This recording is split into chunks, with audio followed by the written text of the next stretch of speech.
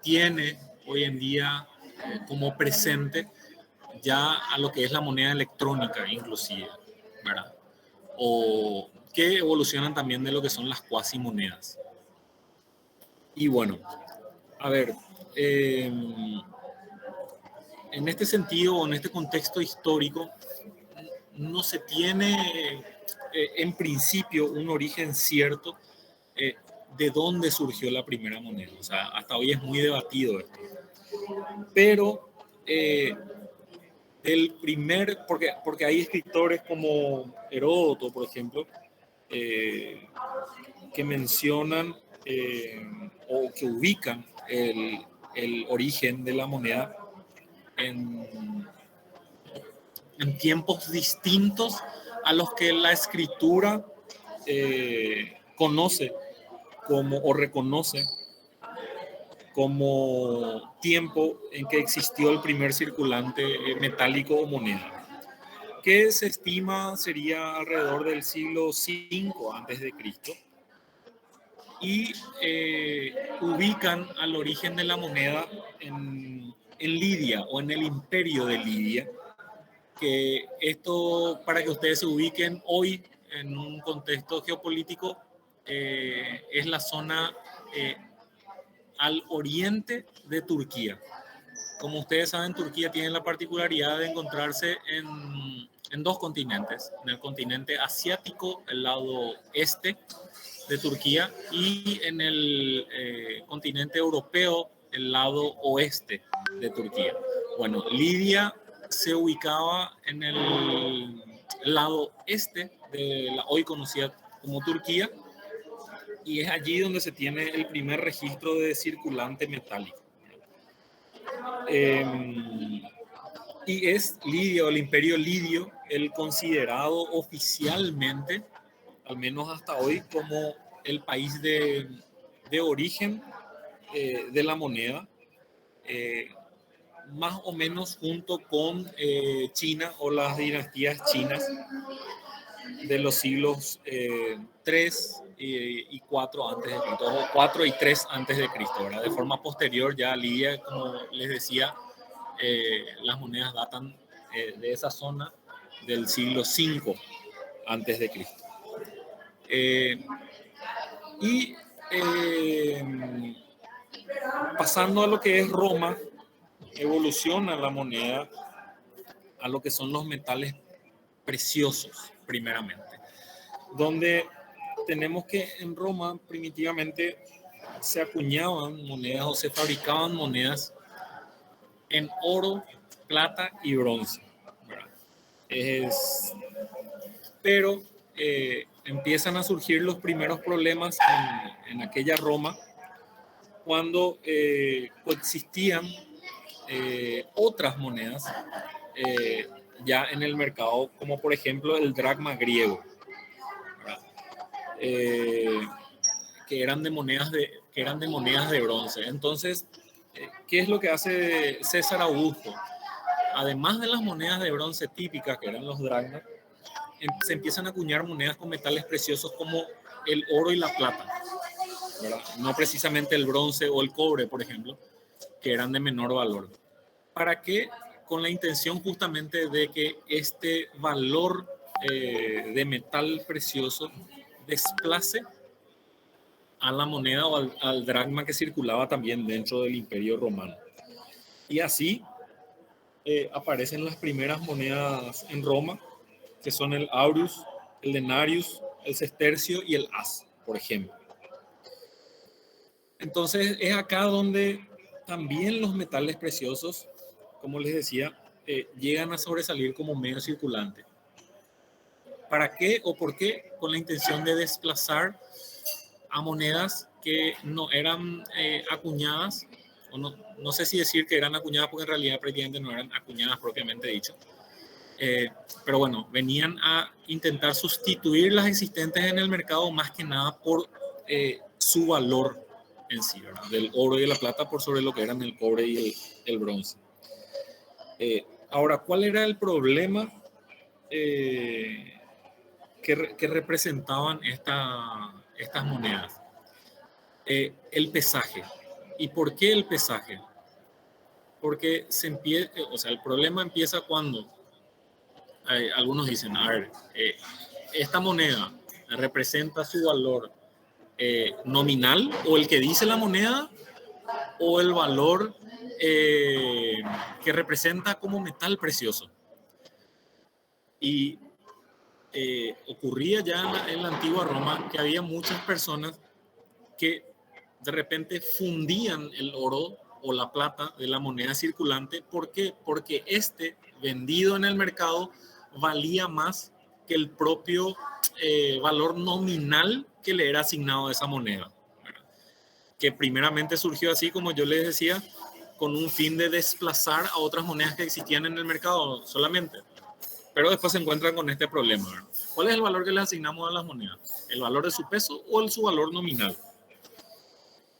Y es ahí donde pasamos a la siguiente etapa que nos menciona en la evolución histórica de la moneda el profesor Bruno Moll, que es el de la acuñación de las monedas, ¿verdad? ¿Y qué significa acuñar o qué significa cuño o por qué se le llama así? Cuño o cuña es un elemento que es como un cincel que en la punta tiene un troquel que no es otra cosa sino la representación gráfica de un rostro o un lugar con el valor nominal que les es asignado a la moneda. Es como sellar, ¿verdad?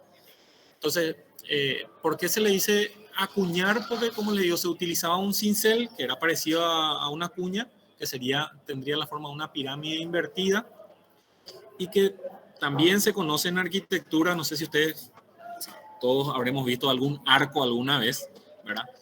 Entonces, la piedra angular o la piedra central de un arco que está en forma de triángulo es lo que se conoce como cuña, ¿verdad? Que es lo que viene a equilibrar todo el arco finalmente, es la pieza angular del arco. Bueno, y esa misma forma, digamos, menos llamativa, es la que tenía el cuño o cuña con el cual se acuñaban las monedas.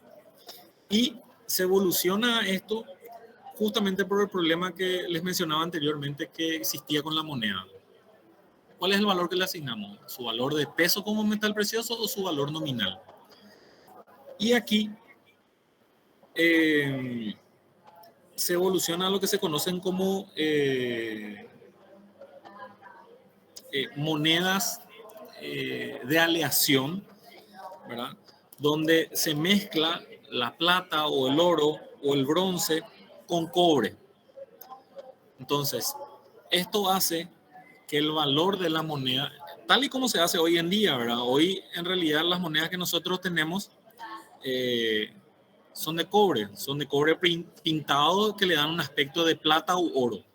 Pero anteriormente nuestras propias monedas o las primeras monedas eran acuñadas en plata o en oro, en el Paraguay mismo. Entonces se hace esta aleación o se evoluciona esta aleación de la moneda acuñada para que el valor peso de la propia moneda no supere al valor nominal de la moneda. ¿Se entiende? Entonces, esto, como les decía, surge a raíz del problema que existía con la moneda metálica primitiva, que era en oro o en plata, a raíz de la discrepancia que existía del valor que debía asignársele a las mismas. Ahora bien, quiero compartir con ustedes un breve video. Esto es bien local de lo que es la historia de la moneda. Esto capaz que se rían un poco, pero son videos así instructivos que se utilizan a nivel de colegios hasta universidades, ¿verdad? Que fueron realizados por el Banco Central del Paraguay y que sirven para explicarnos un poco el origen de la moneda. Y después voy a pasar a lo que es también la historia de la moneda en Paraguay propiamente dicho. Pero les quiero dejar con este breve video ahora para que aprendamos un poco más acerca de la historia en general de la evolución de la moneda.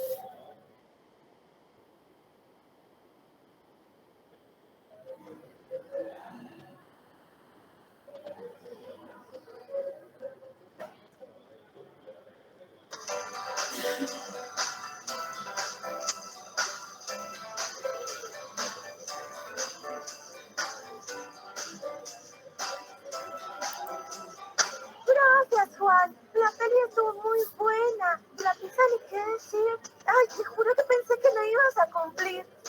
Vea, ¿por qué me decís eso? Yo siempre cumplo lo que prometo. Ah, Acá, por supuesto. Muchas gracias. Muchas gracias. Estuvo todo muy rico. Juan. ¡Ey! ¿Qué te pasa? ¿Qué? ¿Qué pasó? Que te quedaste ahí como hipnotizado mirando el vuelto. Es que me quedé pensando nomás en cuántas cosas hacemos un ternero y salgo tan poco de él. ¿Cómo será que soy yo? Sí, ¿verdad? Además, es como que tenés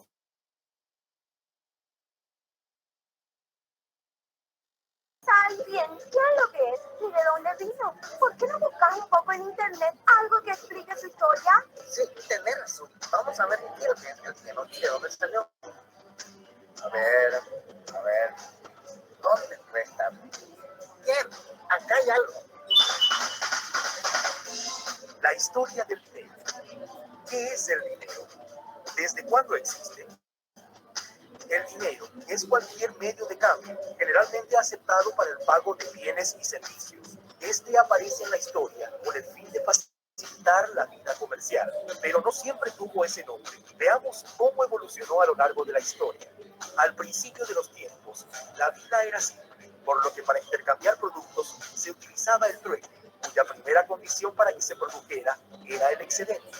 A pesar de su funcionalidad, el trueque llegó a ser solo una manera de intercambiar productos, pero todavía no se constituía en dinero, dado que no existía ningún denominador común de valores que sea generalmente aceptado.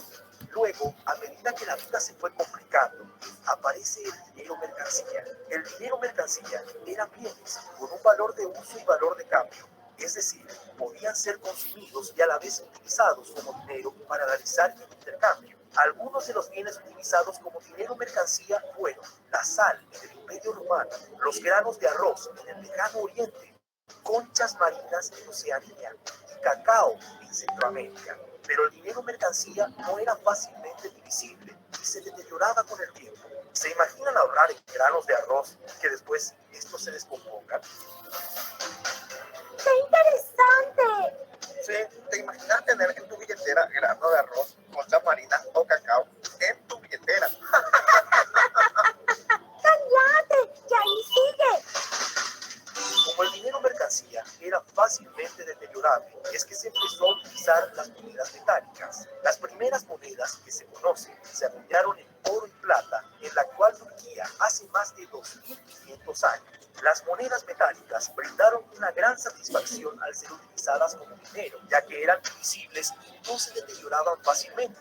Pero tenían un problema, eran difícilmente transportables, por lo que no se podían realizar grandes transacciones con personas que estuviesen a una gran distancia. ¿Cómo solucionaban entonces la incomodidad del peso de las monedas? En el siglo IX después de Cristo, durante la dinastía Occidental, en China, se inventó la moneda papel.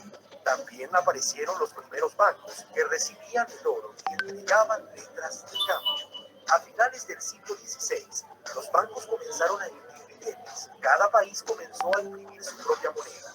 En ese tiempo, la gente depositaba sus monedas de oro y recibía billetes por el valor de lo depositado. Luego, la gente comenzó a depositar esos billetes. Más y más personas fueron depositando su dinero y se generó el negocio de los bancos. Durante décadas, el oro fue la referencia del dinero. El oro guardado en los bancos era el respaldo de la moneda papel. Pero cuando llegaron las guerras mundiales y las naciones en conflicto necesitaban comprar armas y provisiones para las tropas, comenzaron a imprimir dinero sin tener oro que respaldara esos billetes. Es así que posteriormente, en 1970, se abandona definitivamente el patrón oro en el mundo y se utiliza el dinero fiduciario, que son los billetes y monedas que conocemos hoy en día. Actualmente nos encontramos viviendo una revolución de los medios de pagos, en la cual Internet, los teléfonos celulares y otros medios de pagos electrónicos son los principales protagonistas. Esta revolución nos permite comprar desde los lugares más remotos y tener nuestras compras en nuestros hogares en cuestión de días, así como enviar o recibir dinero de personas que se encuentran a grandes distancias. Estas nuevas tecnologías para realizar pagos también permiten que disminuya el uso de dinero en efectivo, por lo que se imaginan vivir en un mundo donde todos los pagos realizados sean a través de medios electrónicos. Esto fue un breve resumen sobre la historia del dinero. Hasta la próxima. Y no se olviden de compartir el video en las redes sociales. Qué interesante era la historia del dinero. ¡Wow! Definitivamente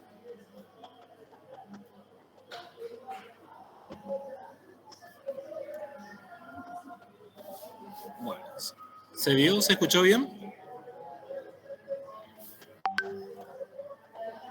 Sí, profe. Ok. Sí, profe. Bueno, entonces después de todo esto pasamos a lo que es ya el papel moneda, ¿verdad?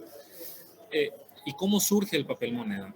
Justamente como veíamos en el video, uno de los principales problemas que surge con la acuñación de monedas es el peso y la cantidad, ¿verdad?, existente de estas monedas en circulación, ¿verdad? Lo cual hacía difícil el comercio, ¿verdad?, por el traslado del peso y cantidades. Entonces, ¿qué es lo que empiezan a hacer los acuñadores como primera medida? Ya en parte por estos problemas que se detallaban en el video, el peso, las distancias que se tenían que recorrer para el traslado y también el peligro de robo que existía en este traslado y en la guarda misma. Entonces, ¿qué es lo que empiezan a hacer los acuñadores principalmente?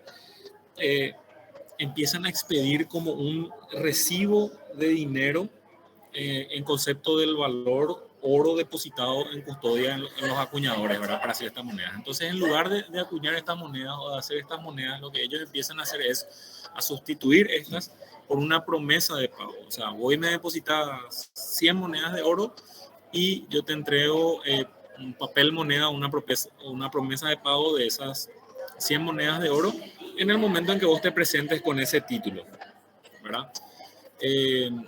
Que empieza, o sea, es el origen del papel moneda, o lo que hoy conocemos como billete o papel moneda, ¿verdad? Básicamente, entonces lo que expedían los acuñadores no era otra cosa sino la promesa de pago al portador de ese recibo de un monto real o específico en oro, ¿verdad?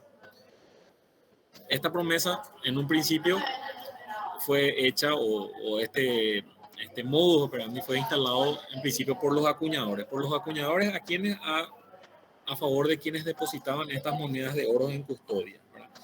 Y luego esto trascendió de quienes poseían estas promesas de pago por parte de los acuñadores hacia otras personas. Entonces el papel moneda primitivo, ¿verdad?, este recibo entregado por los acuñadores pasaba de mano en mano, de persona a persona, y servía ya para el intercambio de bienes. O sea, yo te entregaba eso a vos y vos me entregabas 100 cabezas de ganado por la promesa de pago de 100 monedas de oro que yo te entregaba.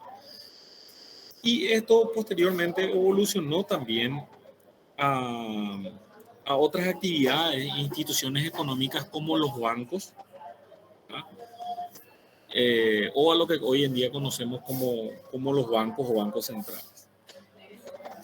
Ahora bien, ¿qué problema presentaba, como les digo, estos depósitos en oro también, ¿verdad? Que era dinero o era valor ocioso, ¿verdad? Entonces, ¿qué se empieza a detectar o qué empiezan a percibir los banqueros? Que en realidad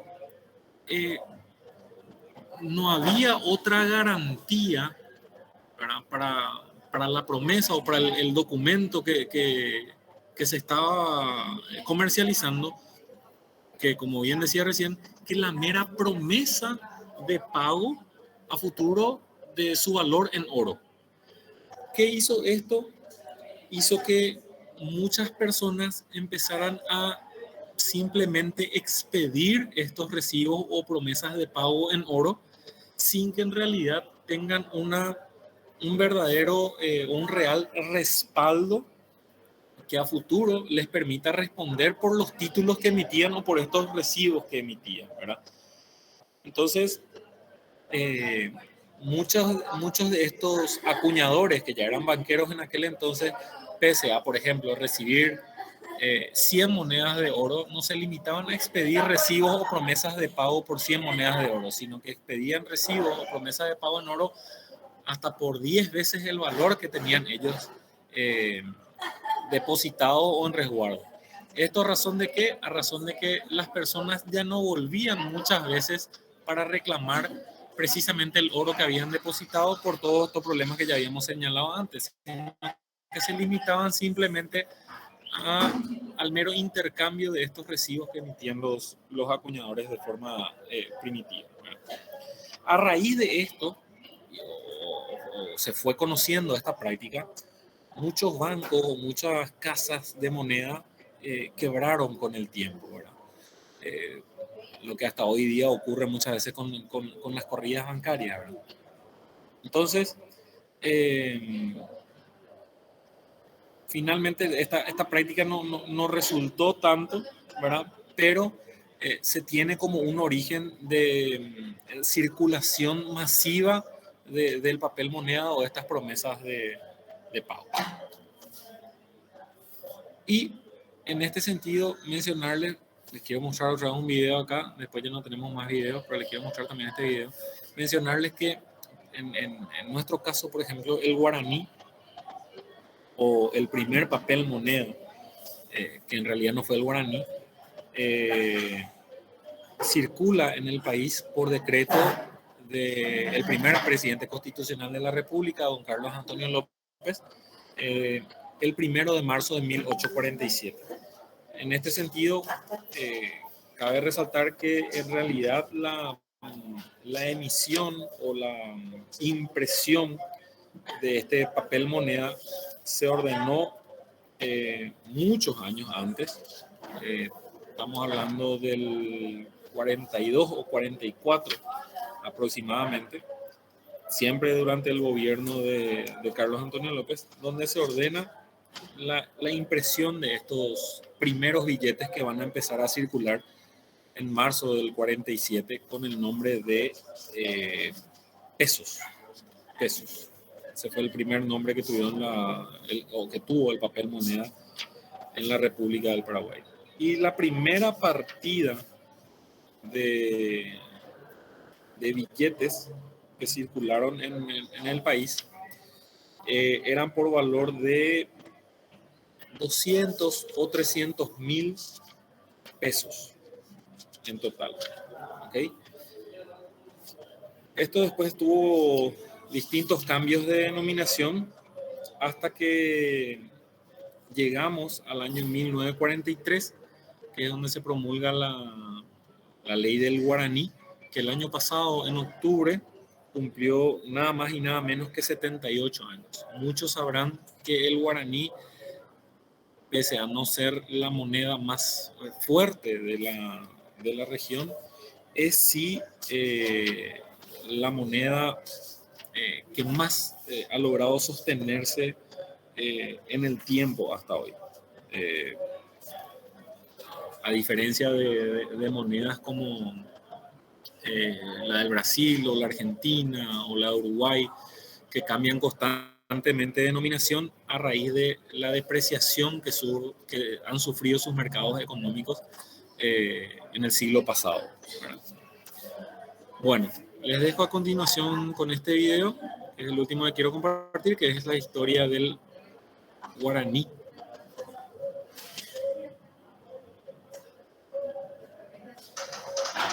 O la historia del dinero en nuestro país.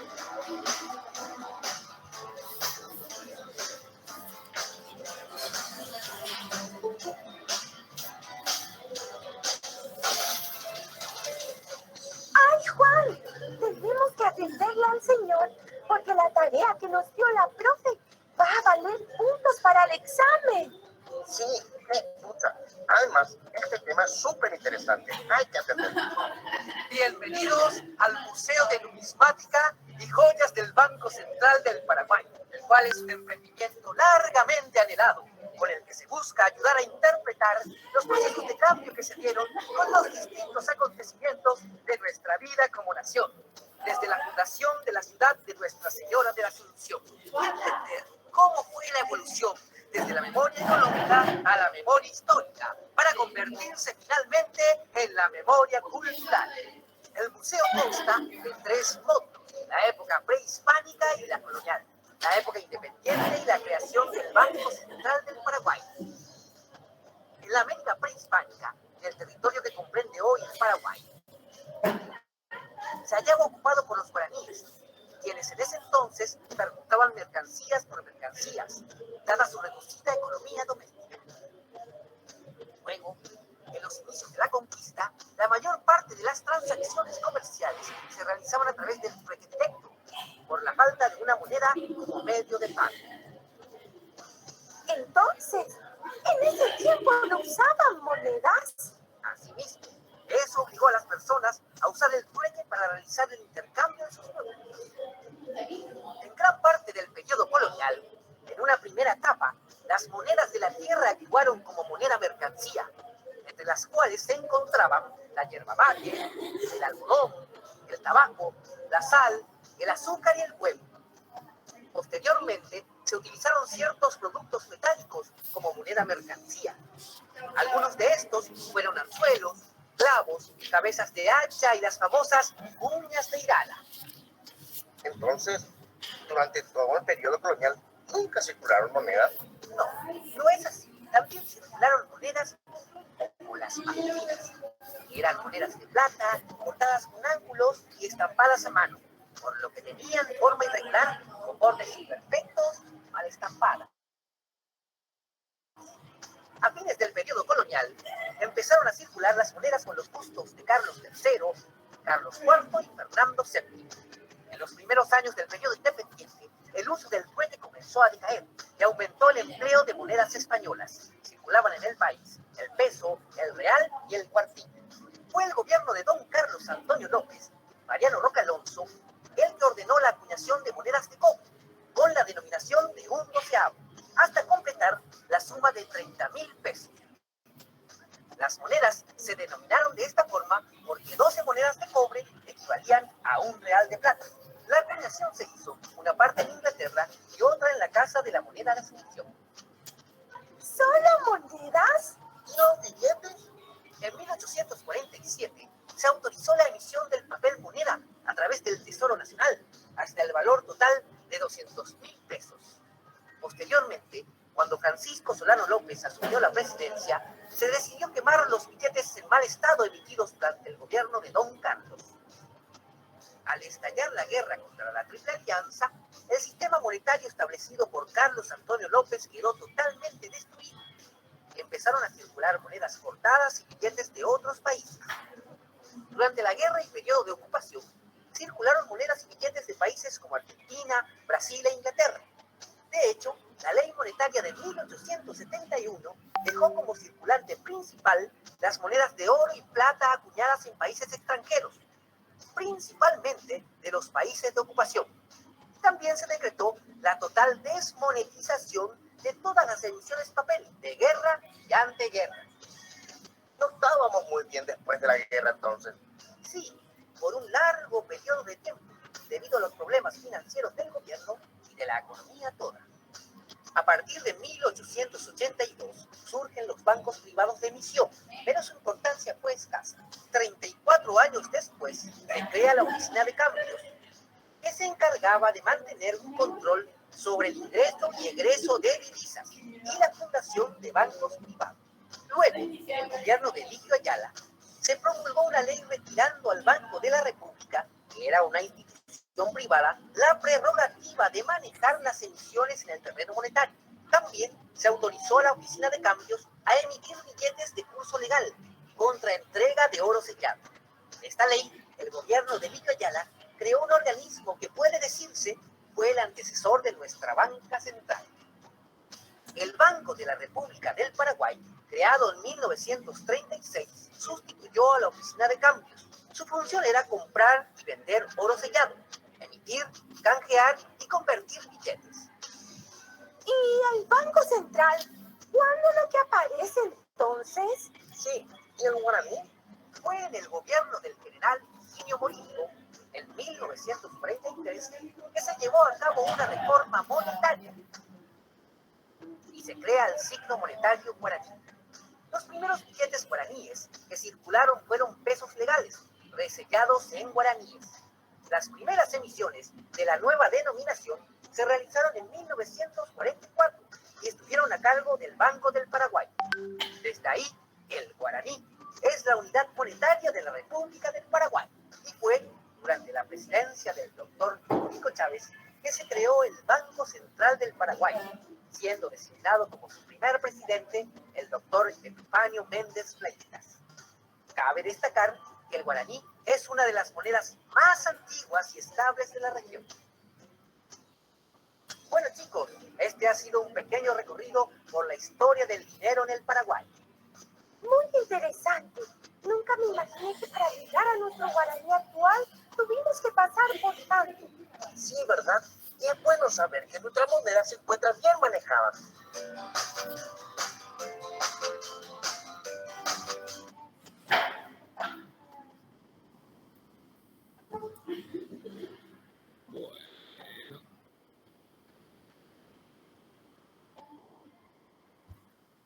Seguimos entonces. Ahí teníamos una breve historia, una breve reseña de lo que es el papel moneda en la República del Paraguay y cuando surge, como bien les mencionaba, por decreto de Carlos Antonio López en el 1 de marzo de 1847 se ordena la primera emisión de papel moneda en la República del Paraguay por valor de 200.000 pesos. Y otro dato importante es la consistencia o constancia en el tiempo de nuestra moneda guaraní, que se mantiene en plena vigencia desde el año 1943. Este octubre está cumpliendo 79 años de vigencia en la región nuestra moneda local. Ahora bien, el siguiente punto del programa nos lleva a lo que es la moneda fiduciaria, ¿verdad? Que vendría a ser un equivalente de lo que es el papel moneda, pero se refiere, a ver, acá hablamos específicamente ya de que, como bien mencionaba también el video, ya a medida que se van consolidando las economías nacionales y los estados como tal, el control de la emisión de moneda o el control de la moneda pasa de manos privadas, en muchos casos que son estos acuñadores o particulares así, a casas de cambio o bancos o prototipos de bancos centrales ya manejados por el Estado, ¿verdad? Y manejados por autoridades gubernamentales.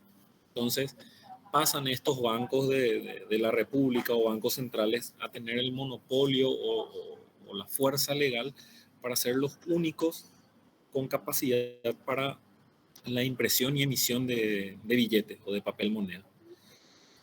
Y es acá donde los bancos crean un tipo de medio de pago que se llama, o que se da a conocer como moneda escritural, ¿verdad? ¿Por qué se le dice escritural? Porque finalmente se consigna en un papel y por escrito el valor y fuerza de cambio que tiene esa moneda. Se va dejando de lado el patrón oro, como bien también a los videos. No, de verdad fue sin querer. Por favor, si pueden apagar sus micrófonos. Bueno, se abandona el patrón oro, ¿verdad? En casi todos los países de la región, ¿verdad? Y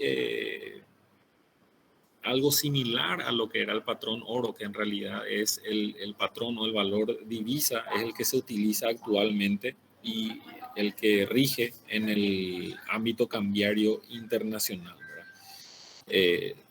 Esto es delimitado por el Fondo Monetario Internacional y los bancos centrales nacionales, el Banco Central Europeo, entre otros, por ejemplo, ¿verdad? ¿Y cuáles son estos patrones que hoy se tienen en cuenta para asignar un valor a la divisa? Se analiza, por ejemplo, el nivel de reservas con el que cuenta un Estado o nación, así como su nivel de endeudamiento o el cumplimiento que tiene de los pagos a préstamos internacionales contraídos. Todo esto hace que la moneda o divisa tome un valor o preponderancia una por encima de otra, atendiendo a estos parámetros que, como bien les mencionaba, son determinados principalmente por el Banco Mundial, Fondo Monetario Internacional y bancos centrales de las distintas repúblicas. Bueno, y entonces tenemos, ¿qué es lo que garantiza esta moneda fiduciaria? Es la ley, ¿verdad?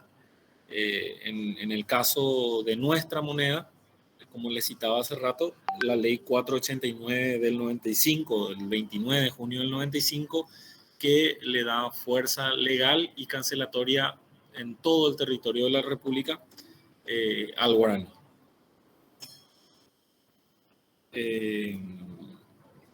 Bueno, hoy prácticamente tenemos que todos los sistemas financieros o monetarios alrededor del mundo, en su totalidad, prácticamente todos son fiduciarios. O sea, fidu no viene de otra cosa, sino que es dar fe.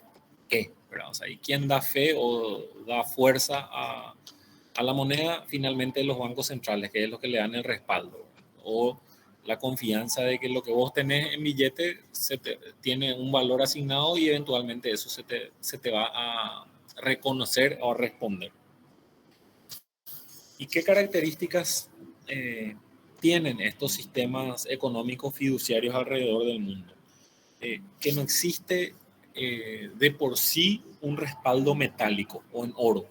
¿Qué quiere decir esto? Que existe mayor cantidad de billetes o de valor en billetes emitidos en el mundo que las reservas de oro existentes. Antes, por ejemplo, no podía existir mayor cantidad de circulante o de billete o de valor billete que la cantidad de oro depositada para la expedición o la acuñación de estas monedas o papel moneda. Hoy en día tenemos que existe mayor circulante o valor circulante que reservas de oro con las que cuentan los países. Otra característica de estos sistemas es la inconvertibilidad absoluta y el monopolio estatal para la impresión, acuñación y emisión de la moneda. Posteriormente tenemos lo que es la moneda escritural, que es la que principalmente empieza a circular en la banca comercial, ¿verdad? O entre los bancos comerciales. ¿Por qué? Esto debido a que, independientemente a que existía un monopolio estatal para la acuñación, impresión y emisión de esta moneda, esto no significa que en la práctica no se haya podido a través de los bancos, por ejemplo, dar un sistema más simple, ¿verdad? ¿Y cuál es este sistema más simple? Es el que implementaron los bancos comerciales, ¿verdad? O la banca privada, que fueron acumulando una gran cantidad de depósito de moneda o de circulante, ¿verdad? Y este movimiento de depósitos, ¿verdad? O la gran cantidad de depósitos es el que dio nacimiento a lo que se conoce como moneda escritural o moneda bancaria. ¿Su mecanismo cuál es? Es el de básicamente sustituir al papel moneda, ya que lo que se empezó a hacer es primitivamente transferencias o emitir promesas de pago otra vez, ¿verdad? Estas promesas de pago estaban dadas a través de cheques, por ejemplo, ¿verdad? Que es un ejemplo de moneda escritural. No es propiamente un billete con fuerza de curso legal, pero es una moneda escritural en el sentido de que el portador del cheque es asimismo acreedor o puede obligar al pago de la suma que está consignada en el cheque que le prometiera el deudor o el emisor de este documento. ¿Cómo se hace el reconocimiento de esta moneda escritural? En la actualidad se hace a través de la Cámara Compensadora de Bancos, ¿verdad? Sin necesidad de que exista un desplazamiento o un intercambio propiamente dicho de papel moneda entre los particulares. Y más adelante les voy a explicar, cuando hablemos de los bancos, cómo funciona la Cámara Compensadora de la República del Paraguay. Bueno, vamos evolucionando hacia lo que es la cuasimoneda. Estas cuasimonedas básicamente están determinadas por lo que hoy conocemos como CDA o certificados de depósito de ahorro, bonos, entre otros, ¿verdad? Entonces, acá, para empezar a interpretar o entender lo que son las cuasimonedas, primero hay que hacer una distinción entre lo que pueden ser depósitos a la vista, que implican una inmediatez en su disponibilidad, y depósitos a plazo, que implican no una inmediatez en su disponibilidad y que inclusive le generan al ahorrista dividendos o intereses a largo plazo. Ahora, este depósito a plazo no es considerado propiamente moneda o no se tiene en cuenta como moneda. ¿Por qué? Por su indisponibilidad inmediata, ¿verdad? O la carencia de ser transformado en moneda inmediatamente. Entonces, esto en lo que se convierte es en certificados, ¿verdad? De depósitos de ahorro, y estos certificados de depósito de ahorro hoy en día son negociables en el mercado a través de sesiones que se realizan, por ejemplo, al dorso de los CDA. Esto tampoco implica que a quien yo le haga esta sesión de CDA pueda ir al banco y cobrarse eso, sino que respetando el plazo, lógicamente, es una promesa a futuro, donde, por ejemplo, a mí el banco me promete por 100 millones pagarme 50 millones en un año, por así decirlo. ¿Cómo funciona la sesión? Yo negocio esto con un particular y, lógicamente, el particular, buscando su conveniencia y atendiendo también a mi necesidad, lo que va a hacer es pagarme el capital primero, que son los 100 millones que yo tengo depositado, pero una cantidad menor a los intereses prometidos por el banco. Entonces, en lugar de pagarme 50 millones, me va a pagar a mí 30 millones por esta sesión para poder yo, antes del plazo que está establecido en mi certificado, volver a disponer de ese dinero, no con todos los intereses que me hubiera generado, y le genera por el otro lado al comprador de este certificado la ventaja de obtener 20 millones más en un determinado tiempo por sobre lo que a mí me prestó en ese momento de necesidad.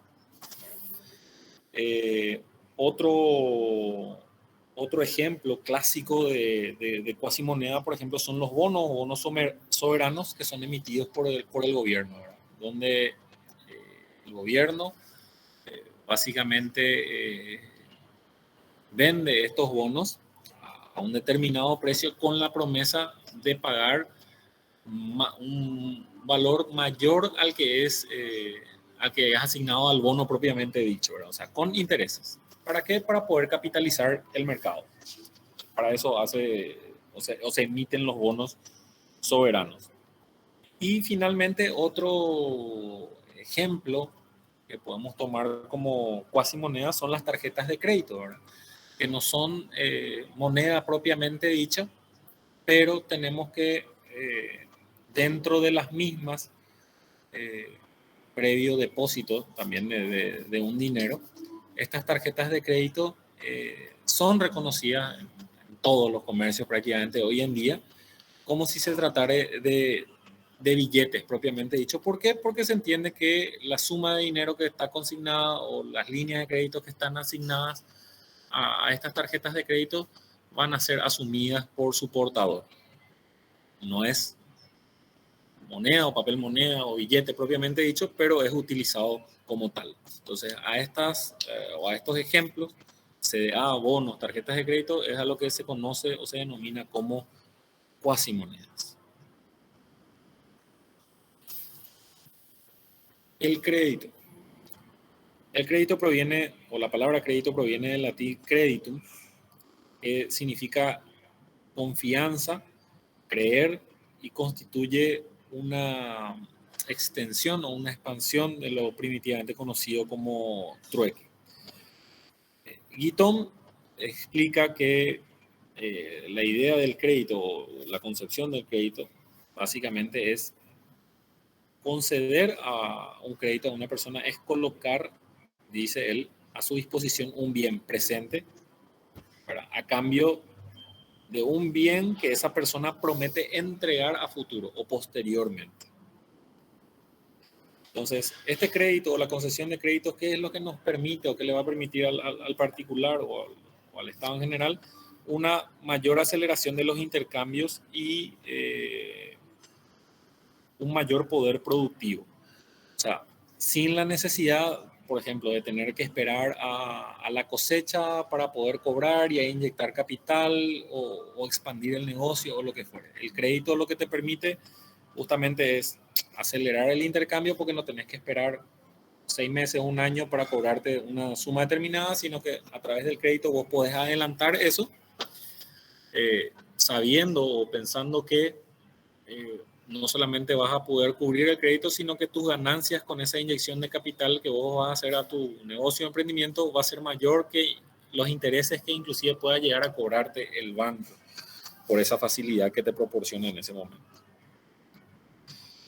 Entonces el crédito básicamente, ¿qué es lo que hace o cómo funciona, ¿verdad? Facilita la asociación entre el capital y el trabajo. ¿Por qué? Porque permite que el capital que está en poder de aquellos que lo poseen, pero no tienen dónde invertirlo, por así decirlo, o que tienen un excedente que ya no necesita ser invertido, permite que ese capital ocioso, por así decirlo, llegue a quien en ese momento pueda necesitarlo para invertirlo en su emprendimiento, ¿verdad?, permitiendo, como yo les explicaba recién, la aceleración del intercambio y creando una ventaja para ambas partes. Para mí, que contraigo el crédito, esa inyección de capital al momento y que me permite de repente obtener mayor ganancia. Y para quien prestó el dinero o lo depositó en el banco y el banco es el que te proporciona el crédito, le permite obtener ganancias de interés por ese depósito a determinado plazo. O sea, el banco básicamente lo que hace es negociar con dinero ajeno o ganar dinero con dinero ajeno, básicamente. No es que el banco, por así decirlo, fabrica dinero, sino que se hace de dinero resguardando el dinero de otras personas, ¿verdad?, y inyectando capital al mercado de comercio como ejemplo que le citaba recientemente. Buenas noches, profesor. Cuando un gobierno emite el voto sobre ¿cómo se llama? Los bonos soberanos. El bono soberano, ¿qué es lo que el gobierno paraguayo, por ejemplo, deja como garantía para el cumplimiento de ese crédito al Banco Internacional, por ejemplo? Claro. A ver. Porque tiene que quedar, creo, una garantía también de qué es lo que le puede quitar al Paraguay el banco si es que no paga ese crédito. Claro. A ver, materialmente no hay nada que se entregue. O sea, el Paraguay no entrega reservas de oro ni nada, ¿verdad? El bono soberano, el respaldo que tiene básicamente, y eso en el mercado de valores se analiza, o sea, se mide el riesgo país, ¿verdad? Vos tenés lo que, o sea, en el análisis se tiene lo que el Paraguay recauda anualmente, ¿verdad? O sea, se mide el nivel de ingresos que tiene el país, ¿verdad? Y el nivel, como les decía, por ejemplo, se analiza el nivel de cumplimiento que tiene de sus obligaciones. No se observan solamente las reservas, sino se observa el nivel de endeudamiento y el nivel de cumplimiento de otros pagos que tiene de este tipo en el mercado. Entonces, en realidad, lo que uno hace cuando emite bonos soberanos es buscar inversión, porque no deja de ser una inversión, para capitalizar el mercado con la promesa de pago futura. ¿Bajo qué garantía? La garantía acá es únicamente la confianza o la estabilidad monetaria que puede llegar a tener un país. O sea, el inversor, ¿qué es lo que ve para comprar el bono soberano? Primero que nada, o sea, lógicamente, ¿cuánto por ciento de interés sobre lo que vos estás pagando te va a generar eso a futuro, ¿verdad? Porque vos hoy pones 100.000, capitalizás 100.000, pero el Estado paraguayo se compromete a pagarte en 10 años 120.000, por dar un ejemplo, ¿verdad? Entonces, primero ves eso. Y lo segundo que se evalúa, lógicamente, es las reservas, que como ya les expliqué, las reservas hoy en día, prácticamente todos los países, no equivalen al valor de circulante que existe. O sea, el valor de circulante que existe es mayor que las reservas de cualquier país en el mundo. Entonces, ¿qué es lo que se ve? Más allá de las reservas es la capacidad que vos tenés de recaudación y de poder cumplir con tus préstamos. Ese es el aval o la mayor garantía que tienen los bonos soberanos. O sea, no existe nada o no existe únicamente algo material que sea el único respaldo de esos bonos, que serían en este caso las reservas, lo único material que vos podés ver. Pero, vuelvo a repetir, al adquirir bonos soberanos, vos no solamente te tenés que fiar de esas reservas, porque esas reservas en cualquier caso pueden resultar insuficientes para cubrir esos bonos. Lo que vos estás mirando es el plus que tiene ese país a nivel de recaudación y pago de sus compromisos. Es lo mismo que ven los bancos hoy en día para otorgarte un crédito, ¿verdad? Entonces, no ven solamente para darte un crédito de 50 millones que vos ganes 50 millones, ¿verdad? No es necesario que vos ganes 50 millones. Es necesario que vos porcentualmente entre ingresos y egresos dispongas de al menos entre un 30 y 50% de disponibilidad al mes que te permita cubrir la cuota de ese crédito. Entonces, aunque yo gane 5 millones al mes o 10 millones al mes, a mí el banco igual me va a otorgar un préstamo de 50 millones. ¿Por qué? Porque más allá de lo que yo tenga, si tengo un auto, si tengo una casa, lógicamente va a ser mucho más fácil, pero independientemente de que yo cuente con esos bienes materiales o esa garantía material, me va a otorgar a mí el crédito en razón a qué? Me va a otorgar en razón a la confianza que yo tenga en el mercado, en base a créditos que haya podido contraer anteriormente y al cumplimiento que haya tenido esos créditos. Entonces, en los bonos soberanos opera de la misma forma. El inversor extranjero o nacional, porque puede ser nacional también, no solamente va a mirar lo que yo tenga de reservas, no solamente lo que yo tenga de garantía real, tendría que ser en el ejemplo análogo, sino también el nivel de confianza que yo tenga como Estado para recaudar y para pagar mis préstamos o otras emisiones de bonos que yo haya hecho con anterioridad. Ahora, ¿quién te va a venir a invertir o quién te va a venir a comprar bonos soberanos si vos en una anterior emisión de 100 millones de dólares no pagaste ni siquiera la mitad? Nadie, ¿verdad? ¿Se entiende esto? Sí, Sí, profe. entiendo, profesor. O sea, no vayan a pensar que la emisión de bonos está determinada única y exclusivamente por una garantía material. Ahora, esto también está limitado y tiene que ser autorizado, como todos saben, por el Poder Legislativo, ¿verdad? ¿Y por qué? Porque se analiza justamente el nivel de endeudamiento con el que ya tiene la nación. Por ejemplo, estos créditos que se quitaron para la pandemia, los 1.600 millones y los 500 millones y los 1.200 que se quitaron otra vez y demás y demás. ¿Por qué? Porque esto a la larga, ¿en quién va a caer? En nosotros. O sea, en nosotros, en nuestros hijos, en los impuestos que tengamos que pagar o que se tengan que acomodar, ¿verdad? Y que deberían acomodarse creo yo, a la clase productiva, ¿verdad? O industrializada, que es la que más explota el país, por así decirlo, ¿verdad? En buenos términos, ¿verdad? Y en malos también en algunos casos. Pero Y esto, profesor, sigue subiendo los intereses si es que no se paga a tiempo o tiene un... Claro, un totalmente. La emisión de un bono es como un crédito.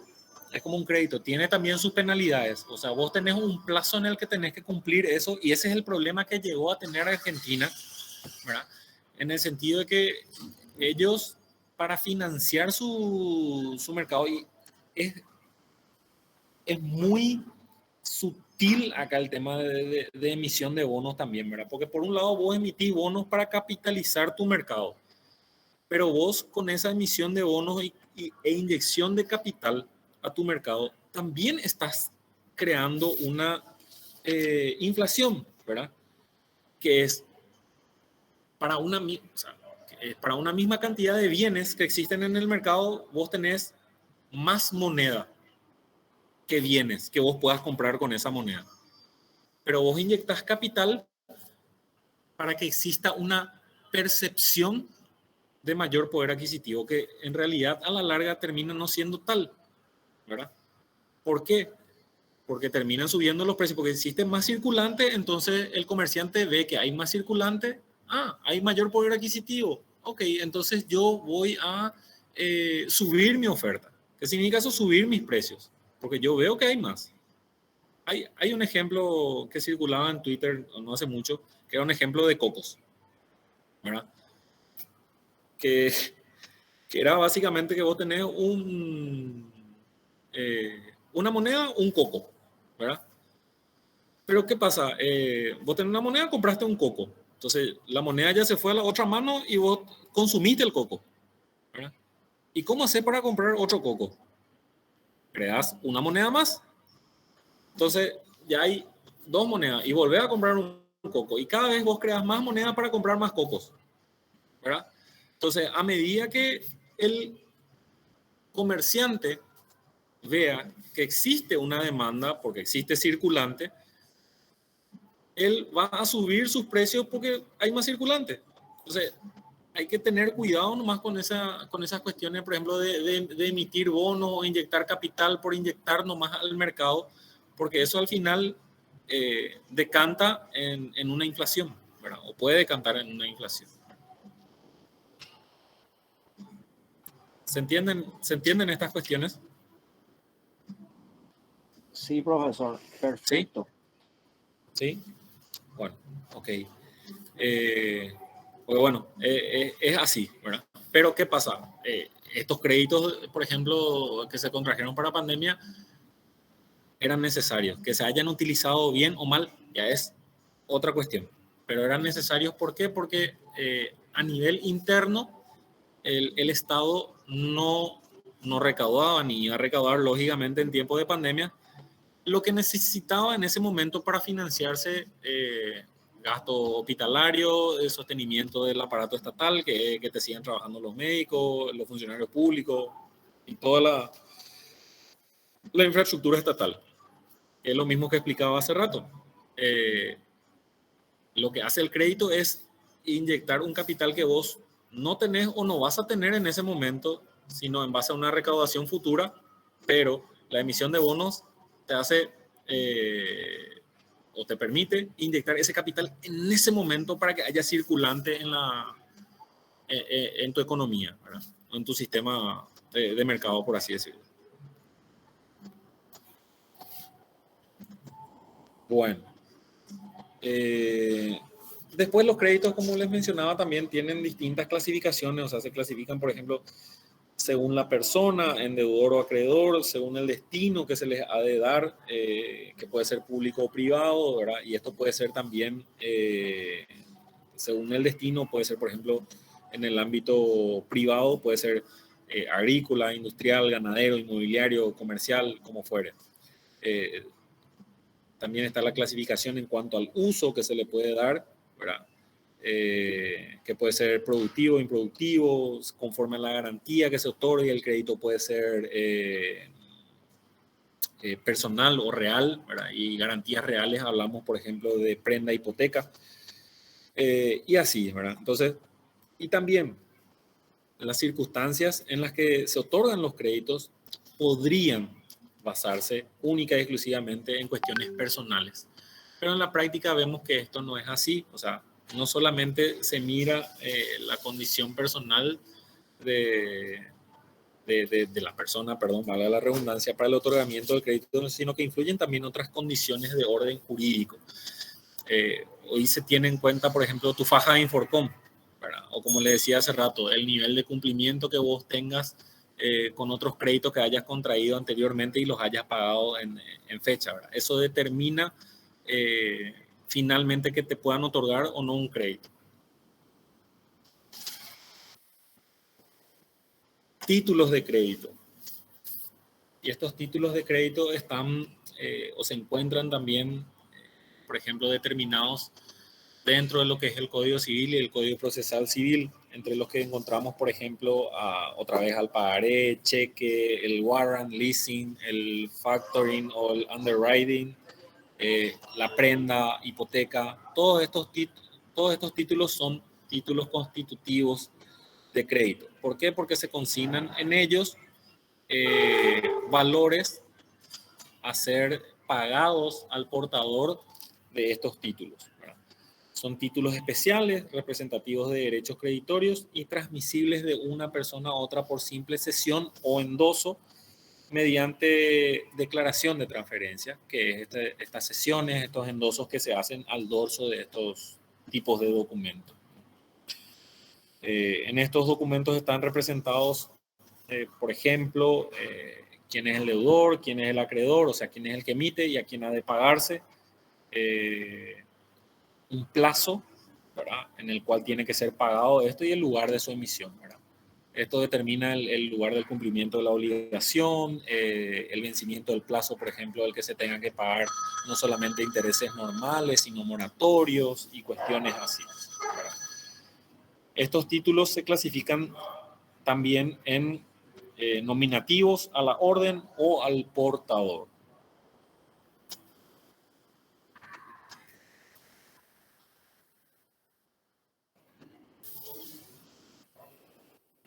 Ahora pasamos a lo que son las instituciones de crédito, ¿verdad? O estas instituciones de crédito hoy, por ejemplo, las constituyen bancos, financieras, cooperativas, casas de crédito propiamente dichas, ¿verdad?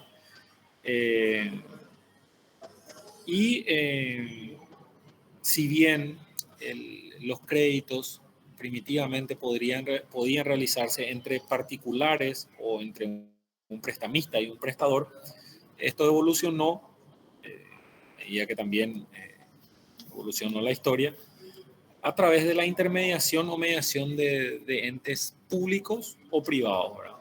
Y estos entes públicos o privados que intermedian en el otorgamiento de crédito reciben el nombre de instituciones de crédito, siendo los más representativos los bancos, y donde encontramos otra vez, como les digo, a los bancos, financieras, cooperativas y demás. Los bancos básicamente tienen por objetivo, como bien les explicaba hace rato, captar depósitos y otorgar dinero. Entonces, trabajar básicamente el dinero ajeno y ganar dinero en base a los intereses que cobran a uno y otro, porque por un lado, perdón, no es los intereses que cobran, los intereses que pagan y cobran indistintamente según se trate de un depositante o un sujeto de crédito. Porque por un lado tenemos que captan dinero de particulares en depósito y existe una estadística donde en general, independientemente de que Vicente deposite 10 millones y después retire los 10 millones, existe una estadística en general donde existen lógicamente otros depositantes que refiere que por lo general son retirados alrededor de entre el 10 y el 20% solamente del dinero que es depositado en los bancos. Eso independiente de que Juan Pueblo o Vicente Florentín retire el 100%. Entonces, ¿qué es lo que hace el banco? Hace trabajar el restante 80% de las sumas que tiene depositadas y prometidas pagar a estos depositantes. A estos depositantes el banco les paga por estos depósitos una tasa que se denomina pasiva. Y por el otro lado, a nosotros, a quienes nos presta ese dinero que tienen depósito, nos cobra una tasa que se denomina activa. Lógicamente, la tasa pasiva o la que te paga el banco por el depósito es mucho menor. Hoy se encuentra en razón al 4, 8%, 10%, ponele, en algunos casos, mientras que la tasa activa máxima está determinada, regulada por el Banco Central y hoy estará en torno al 42, 46%. Entonces, se imaginan la diferencia que hay entre tasa pasiva y tasa activa. O sea, tenemos que prácticamente hay un 30% de beneficio o de brecha ahí. Entonces, ¿y cómo se le conoce a esta brecha o este margen de beneficio que obtienen los bancos entre tasa pasiva y tasa activa? Se le conoce con el aforismo anglosajón de spread o brecha, justamente, que es la ganancia que finalmente obtienen los bancos entre lo que les es depositado y lo que ellos otorgan bajo el concepto de crédito a los particulares. Los bancos, principalmente los bancos, se dividen en banca privada y oficial. La banca oficial hoy en día tenemos que estar circunscrita a lo que es el Banco Central del Paraguay y el Banco Nacional de Fomento, ambos creados por ley de la nación, como ya veíamos también en los videos anteriormente, y que constituyen el sustento de la banca nacional, ¿verdad? Dentro de lo que es la banca oficial, perdón, y dentro de lo que es la banca privada existe la que es la banca nacional, ¿verdad? O constituida con capital nacional, y la extranjera, que puede contar no solamente con capital nacional, sino también extranjero o 100% extranjero. Bueno, y les repito, las bancas de todos los países están creadas por ley.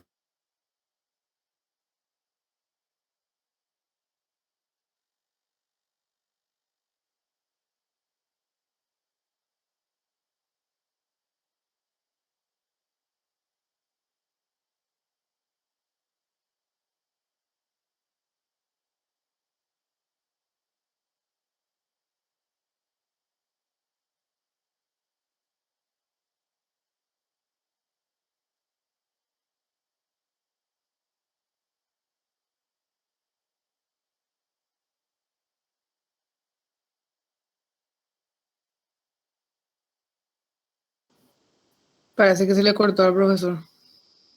Sí. Pero sigue ahí. Creo que estaba conectado en dos partes, él dijo.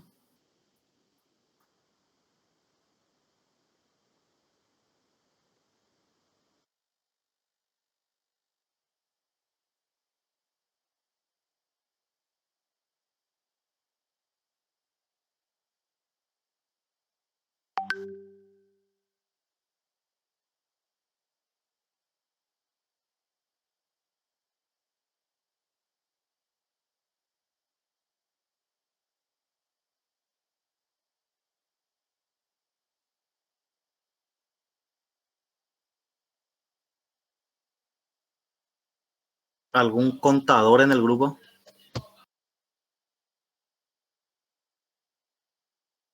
Karen. Habla un poco para de No, economía. para andar, y me de joder ese güey.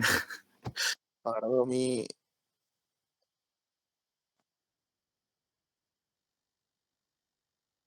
habla para. ¿Por qué los contadores no dan boleta legal?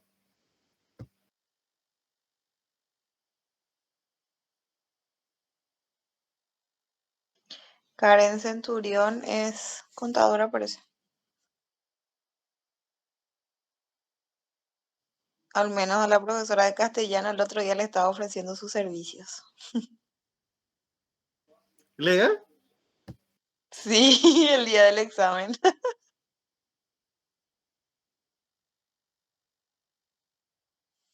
No, qué Sí. ver. Ya que me lean. Y el mundo es de los vivos. Mientras el tímido calla, el vivo ya va y regresa en 2 veces. Chicos, podemos cortar nomás ya. ¿Cómo es María Leticia? El mundo es de los vivos El que mundo es viven de de los los sonsos.